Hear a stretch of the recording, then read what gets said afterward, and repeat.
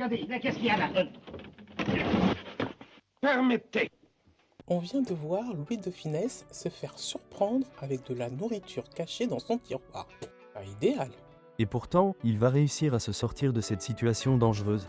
Et c'est exactement ce qu'on va analyser aujourd'hui. Arceau, marché noir. Non, c'est pour l'entracte. J'ai toujours faim, alors il faut que je mange, et puis une petite provision. Grosse filou.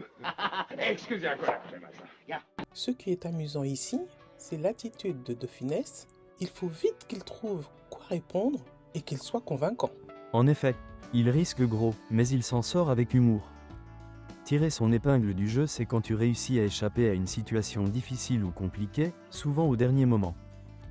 Et voici ce qu'on peut dire. Malgré une présentation désastreuse, elle a tiré son épingle du jeu grâce à ses réponses brillantes.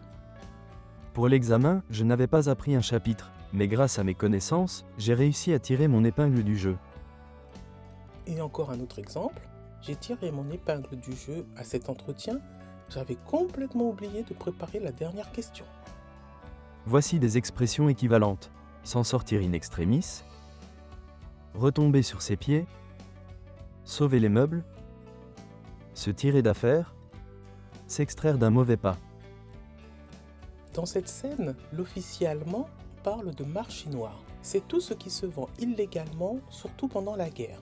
Oui, et Louis de Funès transforme ça en une simple gourmandise en disant que c'est pour l'entracte, qui est juste la pause au milieu d'un film ou d'un spectacle. Et quand l'officier lui dit « grosse filou », il parle de quelqu'un de malin, de rusé, qui sait tromper les gens avec beaucoup d'adresse et souvent un peu d'humour. Exactement, et quand il parle d'une petite provision, il veut dire qu'il garde une petite réserve de nourriture. Encore une façon de minimiser la situation pour s'en sortir. L'expression « tirer son épingle du jeu » vient du XVe siècle. Des fillettes plaçaient des épingles dans un cercle près d'un mur, puis lançaient une balle contre la paroi pour qu'elle rebondisse, ce qui leur permettait de récupérer leurs propres épingles. Et c'est exactement ce que l'expression veut dire aujourd'hui, sauver sa cause ou ses intérêts propres. Savais-tu que Louis de Funès était connu pour être strict et perfectionniste dans ses films? Mais étonnamment, La Grande Vadrouille n'a été que très peu écrit et laissait beaucoup de place à l'improvisation des acteurs.